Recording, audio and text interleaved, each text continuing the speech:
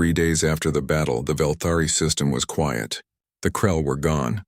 Every bioship destroyed, every spore burned, every trace of the swarm erased from existence. But the human ships remained. Ambassador Thelvos watched them through the orbital sensors. The 15 vessels moved through the system in careful patterns, scanning, searching, making sure nothing survived. "What are they doing?" a council member asked.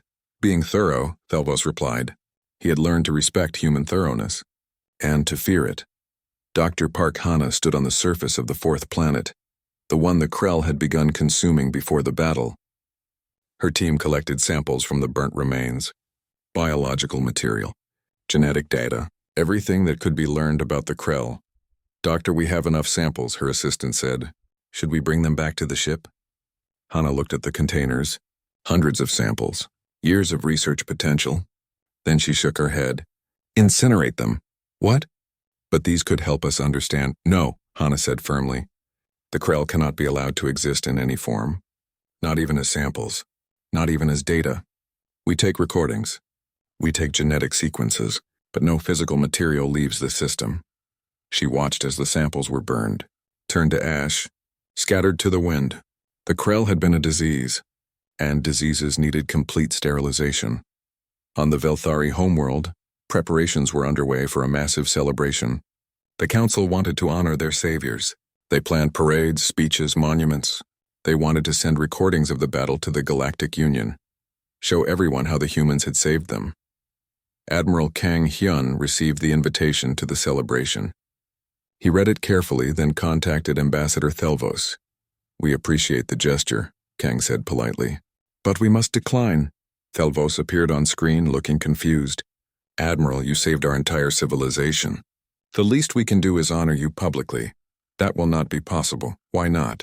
Kang's expression remained neutral. "Because this meeting never happened. Because we were never here. Because the Krell vanished due to navigational errors that drove them into your star." The ambassador stared. "What?" "All recordings of our fleet must be destroyed," Kang continued calmly. "All references to human involvement must be erased. All memories of this conversation must be adjusted. You cannot be serious." "I am completely serious, Ambassador. The galaxy cannot know about Earth, not yet. Not until we decide the time is right." Thelvos felt cold fear spreading through his body. "You want us to forget you? To pretend this never happened?" "Yes, we will not do that." Thelvos shouted. "You saved us. The Galactic Union needs to know there are others who will help when they abandon us." Admiral Kang sighed softly. "Ambassador, I am explaining this to you as a courtesy. Your cooperation is not required." Before Thelvos could respond, the transmission ended. Captain Lee Jinwoo walked through the corridors of the Velthari Council building. Behind him, a team of specialists carried equipment. They moved quietly, efficiently, like surgeons preparing for an operation. "Is this really necessary?" Lieutenant Choi Minho asked quietly. "Yes," Jinwoo replied. "The galaxy is not ready to know about Earth. There are 15,000 species in the Galactic Union. We have studied 300 of them in detail. We know their military capabilities, their technology, their political structures, but we don't know everything yet. So we stay hidden. We stay in control," Jinwoo corrected. "There is a difference." They entered the main computer center. The specialists immediately began working, downloading files, altering records, replacing video footage. The battle recordings were being systematically erased and replaced with fabricated data, showing the Krell accidentally flying into the star. "What about the people who saw us?" Minho asked. "The council members. The sensor operators. The citizens who watched from the ground." Jinwoo pulled out a small device. "That's why we're here." In the council chambers, Ambassador Thelvos tried to warn his colleagues. "We need to hide the recordings. Back them up somewhere the humans cannot reach." But it was too late. The doors opened and humans entered. Not soldiers, not warriors, scientists. They carried strange devices that hummed with soft energy. "What is this?" Thelvos demanded. "What are you doing?"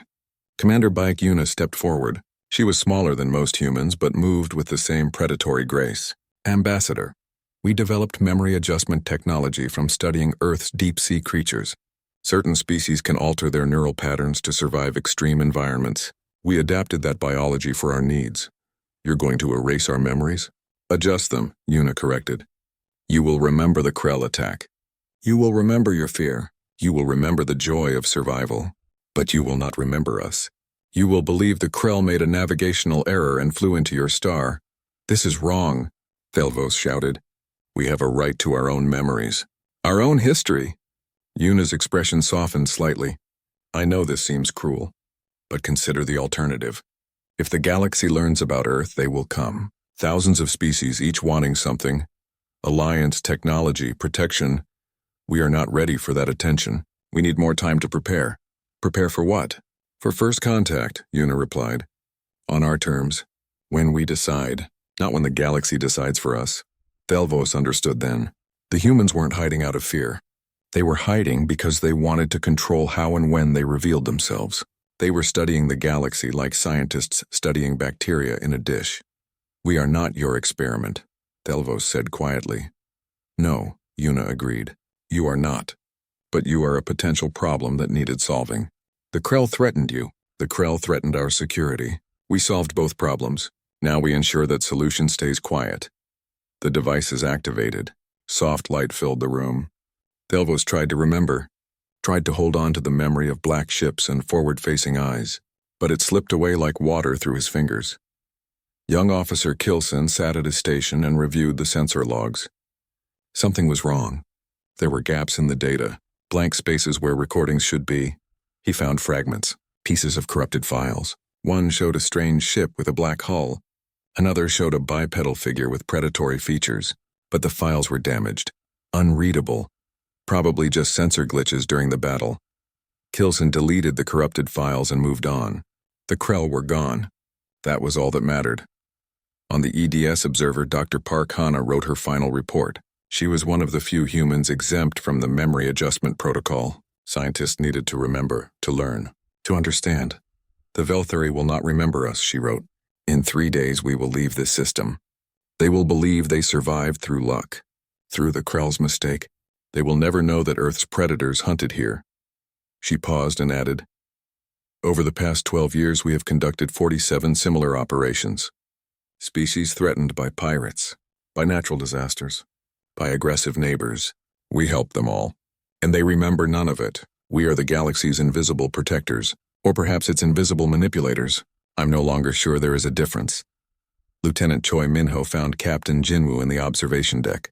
The captain stood watching the Velthari homeworld slowly spinning below. Sir, I need to ask, are we the good guys in this story? Jinwoo considered the question. I don't think in terms of good or evil. I think in terms of survival. Earth needs time to understand the galaxy before the galaxy understands Earth. These operations give us that time. By manipulating other species, by protecting them and ourselves, Jinwoo corrected. The Krell would have destroyed the Velthari. We saved them. Does it matter if they remember us or not? It matters to them. Perhaps, Jinwoo acknowledged. But survival is not about fairness. It's about making the hard choices. The choices prey species cannot make. Admiral Kang Hyun stood on the bridge of his flagship and watched the final memory adjustments being completed. Across the Velthari system, millions of people were having their memories gently rewritten.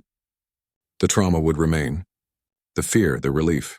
But the humans would fade like a dream upon waking. Intelligence Officer Song Minji approached him. Admiral, the data collection is complete. We have full records of Velthari technology, political structure, military capabilities, and social patterns, adding them to the database. Excellent, Kang replied. How many species have we documented now?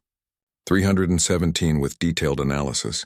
Another 800 with basic profiles. Kang nodded slowly. Still not enough. We need to understand at least half the Union species before we reveal ourselves. That could take decades. Then it takes decades, Kang said simply. Our children or grandchildren will make first contact. Not us, we are the observers. The protectors, the ones who stay in shadow.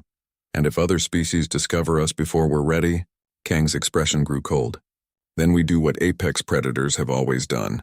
We eliminate the threat. 3 hours later, the human fleet prepared to depart. The Velthari didn't notice. They were too busy celebrating their miraculous survival. The story of how the Krell accidentally flew into the star was already becoming legend. Ambassador Thelvos stood in the council chambers and felt strange. like he had forgotten something important, but he couldn't remember what. "Are you well, Ambassador?" someone asked. "Yes," Thelvos replied. "Just relieved the Krell are gone." The sensors detected it before anyone could see it. A massive distortion in space. Something huge tearing through the fabric of reality. "Contact!" the Velthari sensor operator screamed. Enormous mass just entered the system. It's bigger than our moon." Ambassador Thelvos felt his heart stop. On the screen, the shape materialized. The Krell Hive Mother, a living mountain of organic material shaped like a twisted spider. Thousands of smaller bioships clung to its surface like parasites. This was the mind behind the swarm. "The mother of monsters, how many bioships?" Thelvos asked, his voice barely a whisper. 15,000, the operator replied. "Maybe more. They keep coming." Behind the Hive Mother, space rippled again and again. The main Krell swarm was arriving. An endless tide of living ships designed for one purpose: consume everything. The Velthari Council fell silent. They had hoped, prayed, believed the humans could save them. But 15 human ships against 15,000 Krell? It was impossible. Then a message came through from the human fleet. Admiral Kang Hyun's face appeared on screen. His expression hadn't changed at all. He looked at the massive Hive Mother the same way someone might look at an insect. "Ambassador, we are authorizing Deathworlder protocol. Keep your people away from the combat zone. What happens next is not for sensitive viewers." "Admiral, that's the Hive Mother," Thelvos said desperately. "It's destroyed entire fleets. Your 15 ships cannot—" "We are aware," Kang interrupted. "We have been tracking Hive Mothers for years. We know their weaknesses. We know how they think. We know how to kill them. How can you possibly—" The transmission cut off. On the EDS Predator, Captain Lee Jinwoo smiled. It was not a nice smile. It was the smile of a hunter who had finally found worthy prey. "Tactical, confirm Hive Mother position. Weapons, load the special munitions. Communications, send Protocol Apex 2 to all ships."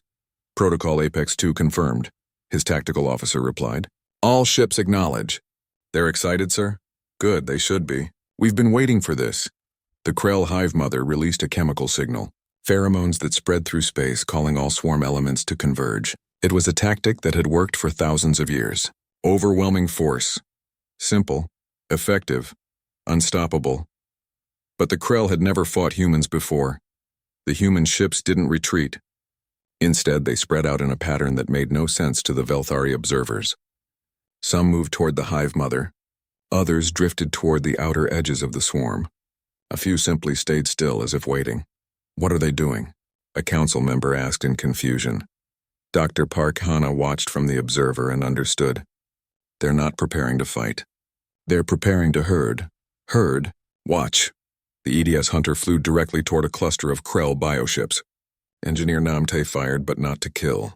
The shots disabled propulsion systems, damaged navigation organs, made the ship slow and wounded but still alive. "Why aren't they finishing them?" the Velthari sensor operator asked. "Because wounded prey does something very useful," Dr. Hana explained quietly. "It screams." The wounded Krell bioship sent distress signals. Chemical markers. Biological broadcasts. Every Krell in range felt the call. Help the wounded. More Krell converged on the injured ships. Exactly as the humans wanted. Captain Kim Doyen of the EDS Shadow waited until the Krell were clustered together. Then he deployed the neural toxin, a weapon developed from studying Earth's venomous creatures. It didn't kill. It confused. It severed the connections between the Krell hive mind. Suddenly, thousands of Krell bioships couldn't communicate, couldn't coordinate. They bumped into each other in confusion. Some attacked each other thinking they were enemies. Others simply drifted, lost and alone. "Beautiful," Doyen said softly. "Moving to next target cluster." The hive mother felt the disruption. Its simple intelligence understood. The prey was fighting back. Fighting well. This was unusual. This was dangerous. It needed to eliminate the threat quickly. The hive mother turned its massive bulk toward the nearest human ship.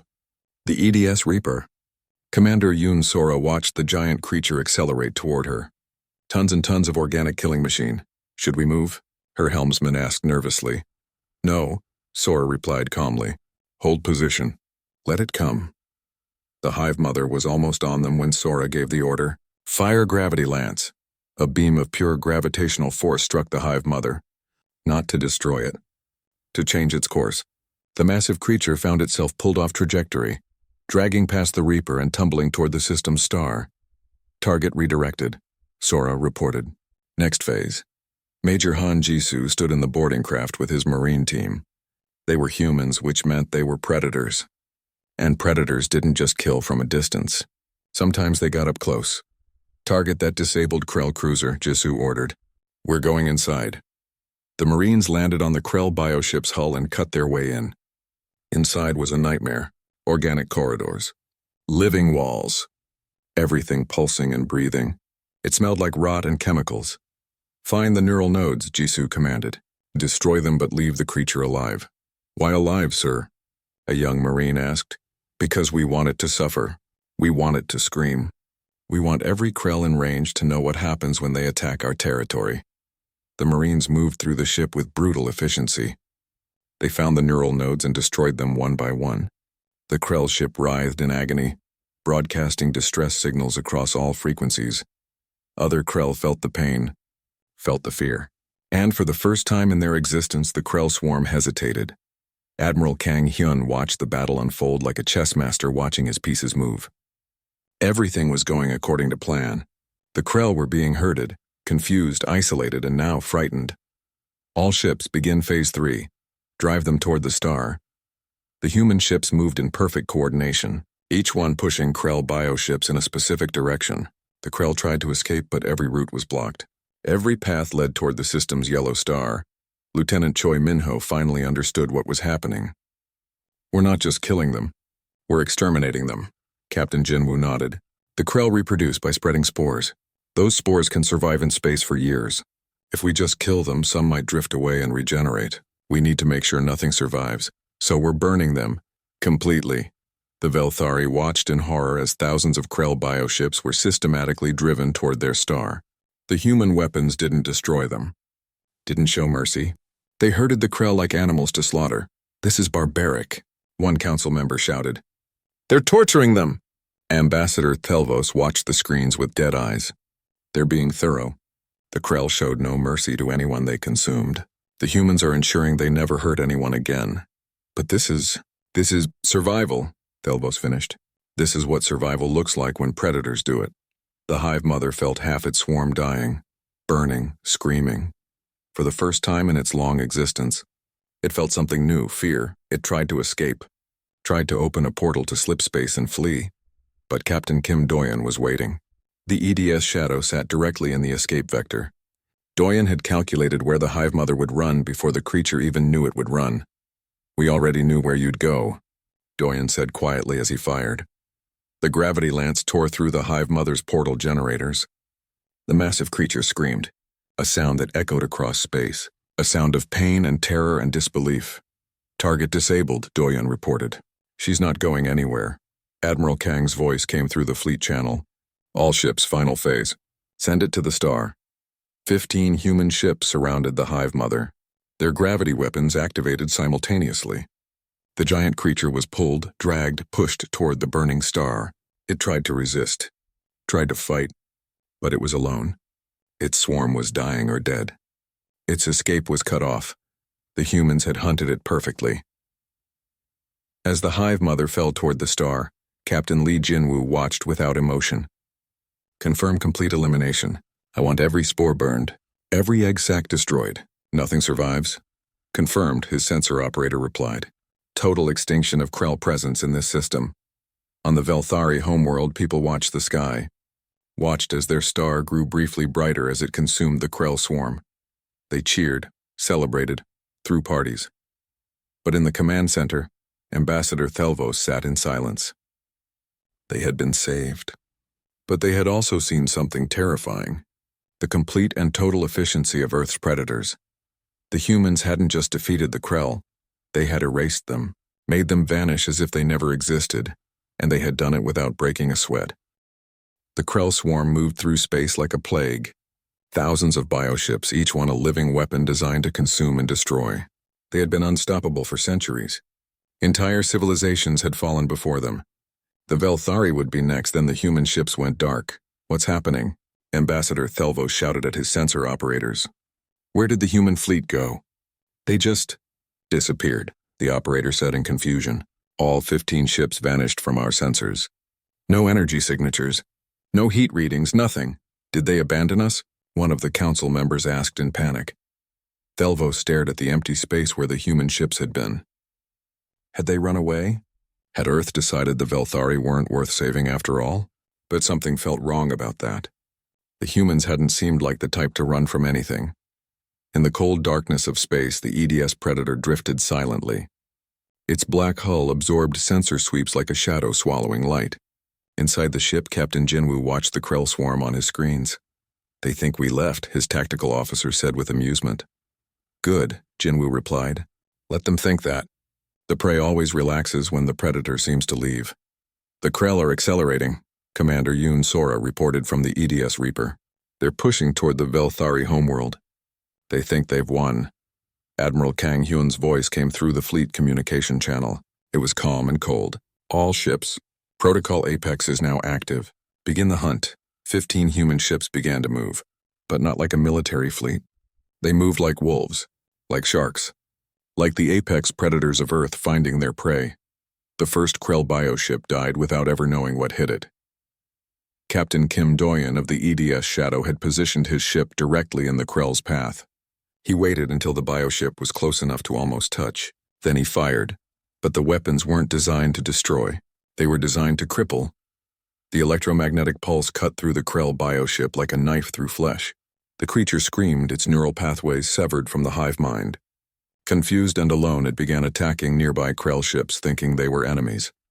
Target isolated and confused, Doyen reported. Moving to next position. Confirmed, Admiral Kang replied. Reaper, you're up. Commander Yoon Sora's ship emerged from the darkness like a ghost. Her weapons targeted the Krell neural nodes, the biological structures that connected each ship to the hive mind. One shot, one severed connection. Then she vanished again before the Krell could respond. Within minutes, the Krell formation began to fall apart. Bioships that had worked together for years suddenly couldn't communicate. They bumped into each other, attacked each other, drifted away from the group in confusion. They're panicking, Lieutenant Choi Minho observed from the Predator. The hive mind is breaking down. As intended, Captain Jinwoo said. Separate the pack. Isolate the weak. Then eliminate them one by one. On the Velthari command ship, operators watched in stunned silence as the Krell swarm tore itself apart. What are they doing? Someone whispered. Thelvos understood. He had read about Earth's predators, about how they hunted. They're not fighting them. They're herding them, like farmers separating animals for slaughter. The comparison made everyone in the room feel sick. Dr. Park Hana watched from the EDS observer and documented everything. Her scientific mind understood what she was seeing, even if her emotions struggled with it. The humans weren't using overwhelming force. They were using precision, psychology, understanding of how prey species thought and moved. Every shot was calculated, every movement planned. There was no anger, no fear, just cold efficiency. Doctor, should we intervene? Her assistant asked nervously. This seems cruel, Hana finished.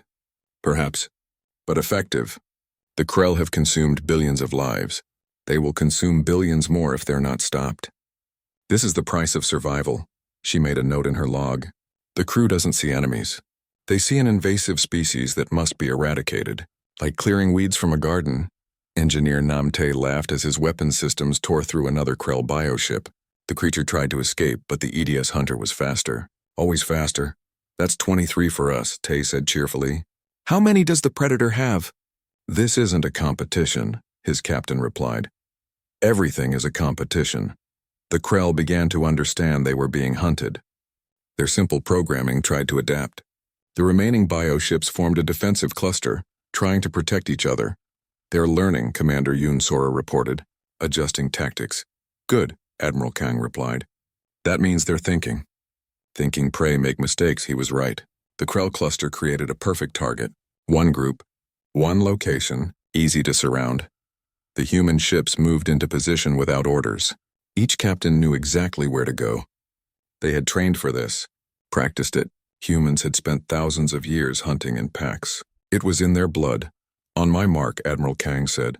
3, 2, 1, execute. 15 ships fired at once. Not at the Krell bioships. At the space around them, the gravity weapons created artificial wells in space-time. The Krell cluster was suddenly pulled in multiple directions. Bioships collided with each other. Some were crushed by gravitational forces. Others were torn apart by the stress. In 90 seconds, 2,000 Krell bioships were destroyed. The surviving Krell tried to run, but the humans were ready for that too. Captain Lee Jinwoo guided the Predator in front of the fleeing Krell. Behind them, the Shadow and the Reaper cut off escape routes. The Hunter and 3 other ships sealed the remaining exits. The Krell were trapped in a box made of human ships. Now we finish them, Jinwoo said quietly. What happened next? Dr. Park Hana would later describe as methodical elimination. The humans didn't rush. They didn't show excitement. They simply worked through the remaining Krell one by one. Each kill was precise, efficient, without waste. Lieutenant Choi Minho watched it all and felt something shift inside him. He had wondered why they were helping aliens. Now he understood. They weren't helping. They were practicing. Every Krell they killed here was one less that might reach Earth. Every tactic they tested was preparation for future threats. The Velthari were just witnesses to humanity's self-defense. Within 6 hours, the Krell vanguard was destroyed. Every single bioship, nothing remained except debris and silence. On the Velthari homeworld, people celebrated. They cheered. They cried tears of joy. The monsters were gone. They were saved. But in the command center, Ambassador Thelvos felt no relief. He watched the sensor recordings of the battle, watched how the humans moved, how they killed. The precision, the coldness, the complete absence of mercy. Young Officer Kilson stood beside him. We're saved, Ambassador. The Krell vanguard is destroyed. Yes, Thelvos said slowly. But the main swarm is still coming. The Hive Mother is still out there. The humans will stop them too, won't they? Thelvos looked at the black ships holding position in orbit. They hadn't celebrated their victory, hadn't even acknowledged it. They were already preparing for the next fight. Yes, he said quietly. They'll stop them. But Kilson, I want you to remember something. We didn't call for soldiers. We called for predators. And predators don't stop hunting just because you ask them to. What do you mean? I mean, we've shown Earth where we live, what we're capable of, how weak we are. And somewhere in those black ships, humans are learning everything about us, recording everything, planning for every possibility. But they're helping us. Today, Thelvos said. Today they're helping. But what about tomorrow? What happens when we're no longer useful to them? The question hung in the air like a dark cloud. Outside, the human ships waited in perfect hunting formation. Silent, patient, ready. The real battle was still to come. Captain Lee Jinwoo stood on the bridge of the EDS Predator and watched the alien planet growing larger on his screen. Somewhere down there, billions of frightened herbivores waited for salvation. They had no idea what was really coming. Status report, Jinwoo said calmly. All ships in position, his tactical officer replied. The Krell vanguard is consuming the 4th planet. Main swarm is 12 hours behind them. The aliens are scared out of their minds. Jinwoo almost smiled. Of course they were scared. The Velthari had spent their entire existence avoiding conflict. They probably thought the universe was a peaceful place where everyone talked and compromised. They had no idea that peace only existed because predators like the Krell hadn't found them yet. Until now. Sir, we're receiving another transmission from the Velthari Council, the communication officer said. They want to meet in person.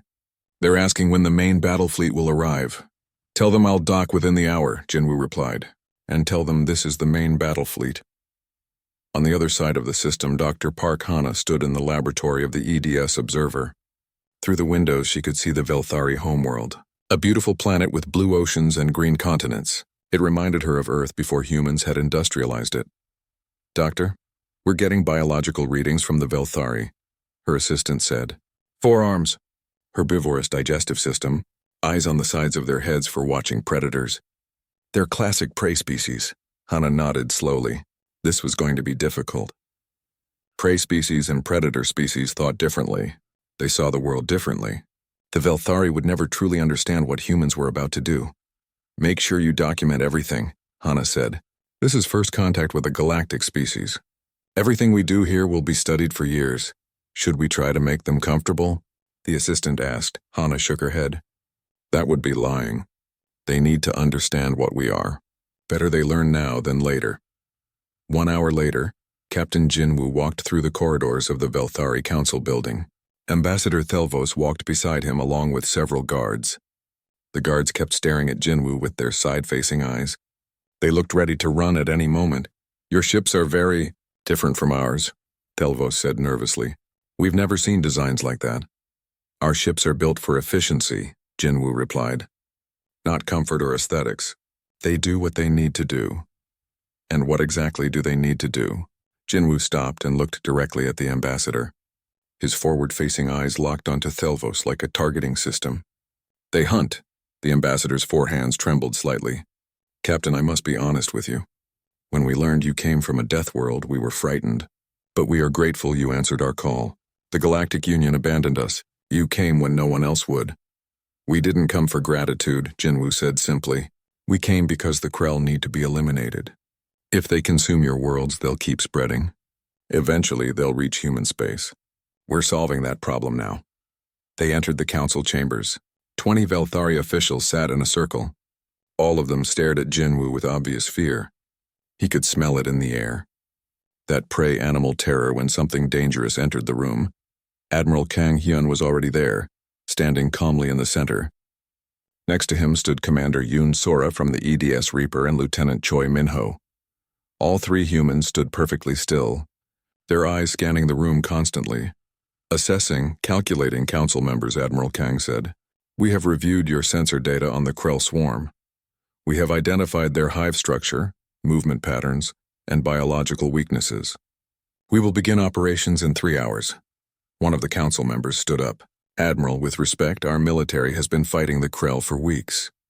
We have thrown everything at them. Our weapons barely scratch their bioships. How can 15 human ships succeed where our entire fleet failed? Admiral Kang's expression remained neutral. You fought them like prey. You tried to defend, to hold positions, to minimize losses. He paused. We will hunt them. There is a difference. I don't understand, the council member said. You will, Kang replied coldly. Back on the EDS Reaper, Commander Yoon Sora sat at her tactical station and studied the Krell swarm patterns. Her screen showed thousands of bioships moving in formation. To most observers, it looked like chaos, but Sora saw the patterns underneath. The Krell operated on simple programming: consume, expand, reproduce. They had no real intelligence, just biological imperatives driving them forward. That made them predictable, and anything predictable could be hunted. Found the hive mother yet? Her captain asked. Not yet, Sora replied, but I will. The swarm is too coordinated. There has to be a central intelligence somewhere directing them. When you find it, tag it. That's our primary target, Sora nodded. Humans had learned long ago that the best way to stop a swarm was to cut off its head. Kill the queen bee and the hive falls apart. The Krell would be no different. On the EDS Hunter, engineer Nam Tae ran final checks on the weapon systems. The ship's arsenal included technology that would make most Galactic Union species uncomfortable. Weapons designed not just to destroy but to cause maximum psychological damage. All systems green, Tae reported. The neural disruptors are ready. The gravity lances are charged, and the fun toys are loaded and waiting. Try to contain your enthusiasm, his commander said dryly. Remember, the aliens are watching, Tae grinned. Let them watch. Maybe they'll learn something. Lieutenant Choi Minho stood in the observation deck of the Predator and stared at the distant Krell bioships. They looked organic, like giant insects floating in space. Disgusting but efficient. His family had died during the Mars Rebellion 15 years ago. Killed by colonists who wanted independence from Earth. Minho had joined the military to prevent that kind of chaos from spreading. But now they were helping aliens who would probably never help Earth in return. Having doubts? Captain Jinwoo asked, walking up beside him. Just wondering why we're doing this, Minho said honestly. Because the Krell are a threat, Jinwoo replied. Not now, but eventually. They breed fast. They adapt. They consume everything. If we let them grow unchecked, they'll reach Earth in 50 years. Better to stop them here while we can control the situation. So we're not saving the Velthari. We're protecting ourselves. Exactly, Jinwoo said. Never forget that. We help other species only when it serves human interests. The moment it doesn't, we walk away. Down on the Velthari homeworld, a young officer named Kilzen watched the human ships on his sensor screen. They moved in strange patterns, not like military formations, more like a pack of animals circling prey. Are they dancing? Another officer asked. No, Kilzen whispered. They're hunting. Look at how they position themselves. Each ship covers another's blind spots. They're coordinating without even talking to each other. That's impossible. Not for predators, Kilzen said quietly. On Earth, pack hunters work together naturally. They don't need orders. They just know what to do. The other officer looked uncomfortable. What have we brought to our world? Kilzen didn't answer, but he thought he knew. The Velthari had called for help. They had gotten something much more dangerous than help. They had gotten the attention of Earth's apex predators, and now the hunt was about to begin. Ambassador Thelvos stared at the burning planet on his screen. 3 days ago, it had been home to 2 billion Velthari citizens. Now it was nothing but ash and fire. The Krell swarm had consumed everything. Every building, every forest, every living creature, all gone. How long until they reach our homeworld? Thelvos asked. His 4 hands trembled as he spoke. The military advisor checked his instruments. His face showed pure terror. 5 days. Maybe 6 if we're lucky. Thelvos closed his eyes. The Velthari Empire had existed for 10,000 years. They had 14 colony worlds across the stars. They were a peaceful people who valued art, music, and philosophy. They had never hurt anyone, and now they were going to die. The Krell didn't negotiate. They didn't communicate. They simply consumed. Like locusts, they swept through space, eating everything in their path. Planets, ships, space stations. Nothing survived their hunger. What about the Galactic Union? Thelvos asked desperately. Have they responded to our requests for military aid? The advisor shook his head. The Union's forces are fighting Krell invasions in 3 other sectors. They have nothing to send us. We are alone. Thelvos walked to the communication console. His people were going to die, but maybe, just maybe, someone out there would hear them. Someone who could help? He opened every frequency, every channel, every possible way to send a message across the stars. Then he spoke. This is Ambassador Thelvos of the Velthari High Council. We are under attack by the Krell swarm. Our defenses have fallen. 3 worlds are gone. Our homeworld will be destroyed in 5 days. We need help. Anyone who can hear this message, please. We are begging you. Help us. He sent the message into the darkness of space. Then he waited. Hours passed. Then days. The Krell grew closer. The Velthari military tried everything. Their ships were destroyed in minutes. Their weapons barely scratched the Krell bioships. Nothing worked. On the 3rd day, something strange happened. A signal came back. It was brief and cold, like a machine talking. Coordinates received. Fleet dispatched. ETA 96 hours. Thelvos stared at the message. Who had sent it? Where did it come from? He asked the communication officers to trace the signal. What they found made everyone in the room go silent. The signal came from Quarantine Zone 7, the officer whispered. From the planet they call Earth? Thelvos felt his blood run cold. Every species in the Galactic Union knew about Quarantine Zone 7. It was a forbidden region of space. No one went there. No one talked about what was inside. The official record simply said, Class 12 Deathworld. Do not approach. Do not contact. But desperate times called for desperate measures. What do we know about this planet Earth? Thelvos asked. The science officer pulled up old files. Most were classified, but they managed to access some basic information. Earth is a nightmare world, the science officer read slowly. Gravity twice what most species can tolerate. Atmosphere filled with highly reactive oxygen. Weather patterns that include devastating storms, temperature extremes, and natural disasters. The planet has active tectonic plates, volcanic activity, and violent ecosystems where creatures hunt and kill each other for survival.